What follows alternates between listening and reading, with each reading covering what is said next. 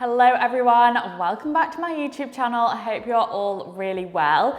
Today's video we are talking all about New Year trends, spring and summer 24 trends. So when it comes to my style, I really think I would describe it as modern classic, and that is something I've honed in on lately and felt like it's a phrase that really summarizes my style. So that said, when it comes to trends, I feel like it's not something I'm completely averse to, but it's definitely something I consider. I never want to overdo it on trends. I never kind of go all in on trends and go for over the top pieces, and I'll usually just dip my toe in with one or two pieces and then combine that with my classic wardrobe. And a lot of the time I do this through accessories, jewelry, earrings, bags, shoes, to just update my looks, keep them feeling fresh, add that modern spin to my classic outfits. So today I'm going to be talking about which trends I am going to be embracing in 2024 and which trends I'll probably be avoiding in 2024. Now that's not to say you can't go out and do all of these trends or do none of these trends. This is pretty preferable to me, but I would say it also applies to anyone who maybe has my style or likes my style and are not sure which trends to go down this year. So let's get into trend number one. So the first trend I'm going to be talking about today is studs. Now studs are everywhere, and I actually think this is quite a fun way to add a bit of toughness to your outfit. And again, like I said, just that trend feel to classic pieces. So one of the ways I would be doing this is with some ballet flats. I actually have some from Under the Stories. It's actually a classic Mary Jane and it's got some studs on it. Belts are also a really easy way to do the studded trend. I'm actually really into studded belts at the moment. I think they look really cool, just with some wide leg jeans and a shirt. Keep the rest of your outfit simple, and I think that's really the way to do this trend, is to just keep everything else feeling very chic and minimal. If you wanted to, you could do this with a headband or a handbag maybe. I feel like Kate is the brand that really got this studded trend going, and I love how they've incorporated that into their pretty. I think they're a modern classic brand as well, and I love how they've incorporated the studs within that aesthetic. That quite nicely leads me on to Mary Janes, and I'm not going to talk about these too much because I feel like they have been a trend kind of for the past year or so. But like I mentioned, my studded Mary Janes that I just got from Under the Stories will fit really nicely into two trend brackets, or you could go for a more minimal Mary Jane. This style of shoe won't be going anywhere for the foreseeable. Basically, it's just a simple ballet flat with a strap across it. It just adds that little bit of extra something, a little bit of extra dimension to your look. As opposed to a normal ballet flat. It gives it a trend spin, but is still very much a classic piece. So trend number three that won't be going anywhere anytime soon is the 90s trend. So this is very much about minimal modern dressing, keeping it very simple. You can do this with very subtle things like a headband. I actually just bought this one from Under the Stories. It's like a tortoise shell, very simple flat headband, or even like a stretch headband you could do.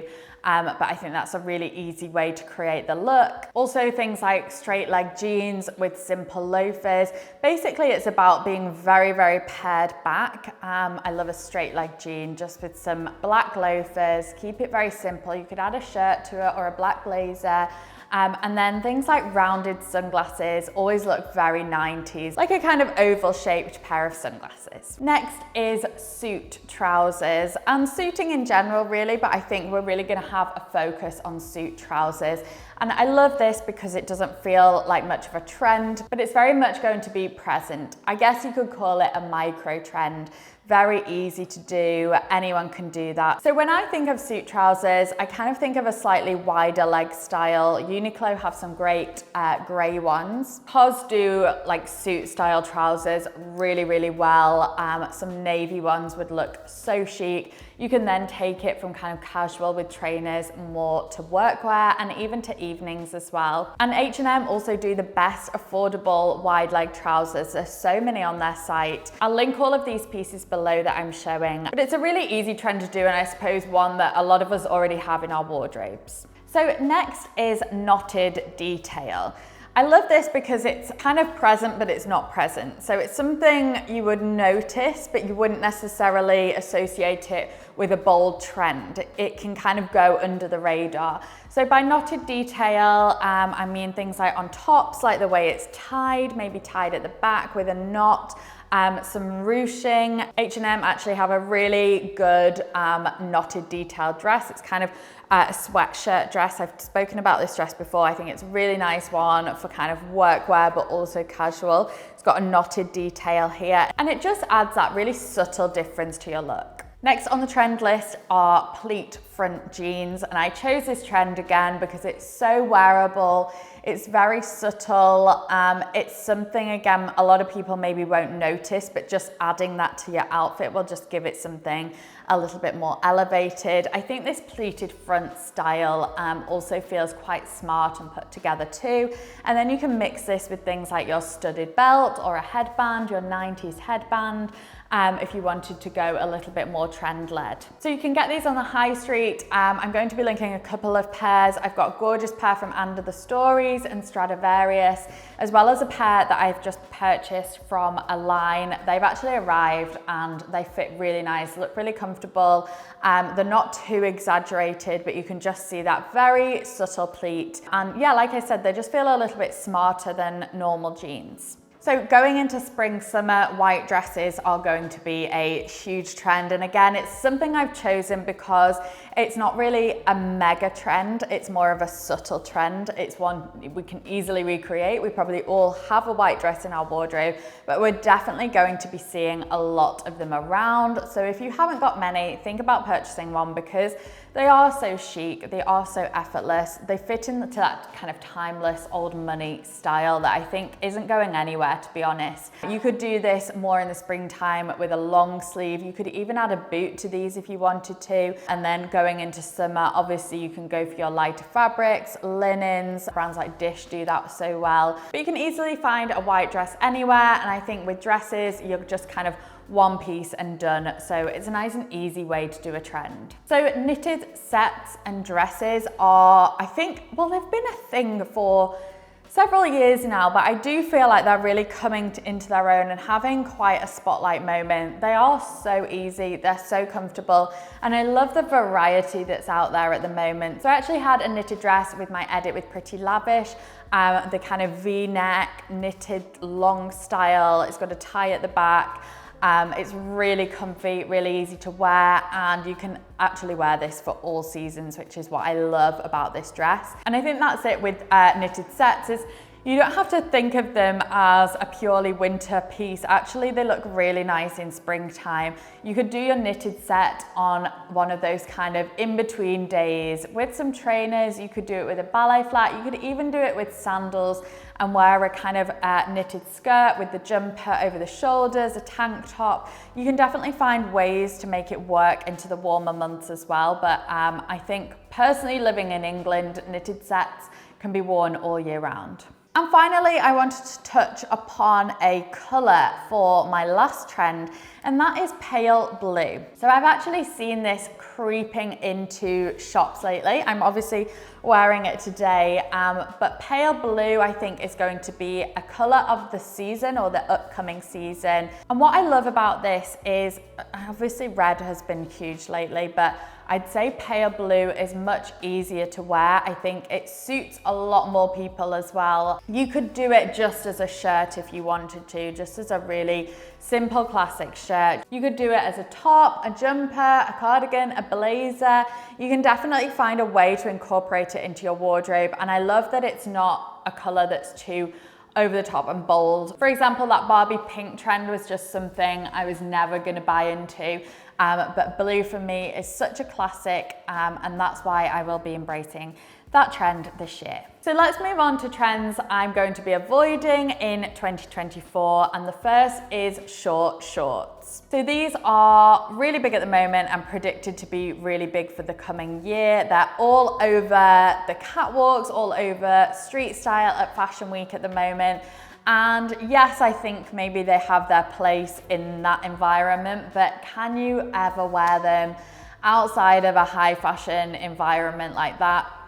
Probably not. I mean, If that's your cup of tea, then obviously go for it. I think they look great on some people. I just think for me, they're just so not wearable. I'm never going to go to my local restaurant in a pair of short shorts that look basically like knickers. That's just never gonna happen. I can't see me ever wearing these anywhere. I would never wear them on the beach even. I much prefer a tailored, smart, classic short than the short shorts. I personally think that they'd be very unflattering on me. I just don't think, like, how do you even combine them? What shoes do you even wear with this to make it feel wearable? And I even think on a night out, they're not gonna work either. I mean, some people do rock them and they look great in a fashion environment. I think they're so cool, but I think just in terms of actual wearability, it's probably a 0. Okay, so flowers and that ruching flower detail has been a big thing. It's still a big thing, thanks to Magda Buttram. I have kind of touched on this in the past. I'm not averse to this trend and I don't mind it, again, done quite subtly. However, we are seeing things like flower hair clips and hair accessories. And for me, this just feels a little bit naughty, which I'm just not ready to go back to yet. I don't know. I feel like maybe feels a little bit young. I love headbands, don't get me wrong, but I think the flower hair clips, just taking it a little bit too far. It's just not something I feel like will fit well with my style. So that's why I'll personally be avoiding that trend. Next is translucent. Now again, this is something we've kind of been seeing slowly creep in, but I just feel like it never gains momentum that much compared to other trends. And I think that's just because it's so hard to wear. It's not something you can kind of easily put together and wear, and I just don't think it looks that good either. I just don't like translucent. I don't really like anything too sheer. I always feel like you need to layer something under it and then it looks messy. Again, I think maybe in a high fashion environment that will work, but just in terms of day to day, translucent is definitely one I am going to steer clear of. So let's move on to red. Now, I don't mind this trend. It's kind of grown on me. At first, I was pretty against it. I thought it just looked a bit random, to be honest, and I thought it just looked too much like people were jumping on the bandwagon of red. I still kind of feel a little bit that way. It just feels a little bit forced to me. Like somebody said red is on trend and then everyone's just had a red jumper on. So to me, I'll probably still be avoiding it. I also think, as I mentioned before, red is a color that not many people suit. However, on that note, I think we're going to be seeing a lot of burgundy around, and burgundy is a color I always have loved. I always kind of have a bit of burgundy in my wardrobe, whether that's a bag or a jacket. I've got my Naked Fashion burgundy set that I created a few years ago. But burgundy is definitely a color I feel like we're seeing a lot of around at the moment. I do feel like it might overtake the red, and for me the burgundy feels a lot more wearable. It will look great with blues, but also in the summer with lighter colors. So that's definitely something I'm going to be adding to my wardrobe instead of the red. My penultimate avoid is lace. I'm not a big fan of lace. I've never really been into lace. I feel like it was in like 10 years ago as well, but I've just never been a big fan. Again, I think it's quite hard to wear, a bit like the translucent. I think you can easily go wrong with lace. I think it can easily look quite cheap. So I just think it's something I'm going to be avoiding. I don't feel like it fits in with that aesthetic of modern classic. And yeah, just personally, it's not something I love. I do appreciate it on other people, but I just don't think it's for me. And then finally is the sporty look. Now, I don't mind a little bit of sporty every now and again. I kind of like some cool trainers, but then maybe styled with like a tailored coat, that kind of look. But for me, that like all sporty look is just not for me. And again, I feel like this is a trend that we keep getting told is coming back year after year, and it never fully takes on. And it's those kind of sports jackets with that waterproof fabric almost, and trousers that feel a little bit sporty. For one, I just don't personally like it. Again, I don't think it fits that aesthetic of what I'm going for, but I actually don't think it's that easy to wear either. But As I say, I don't mind a bit of sporty, like a sweatshirt with a nice blazer, that kind of look, or like a smart outfit with a baseball cap, but I think going for that all sporty look and those kind of fabrics is just a definite no from me. So that is all the trends I am loving and embracing, and the ones I'm going to be taking a swerve from too. Let me know if you agree with those. Which ones you'll be embracing, which ones you'll be avoiding. I would love to know. Let me know if you like this kind of video. I actually find it quite fun to do these kind of videos, so I can do more of these in future. Don't forget to subscribe whilst you're still here, and I'll see you in my next video. Bye.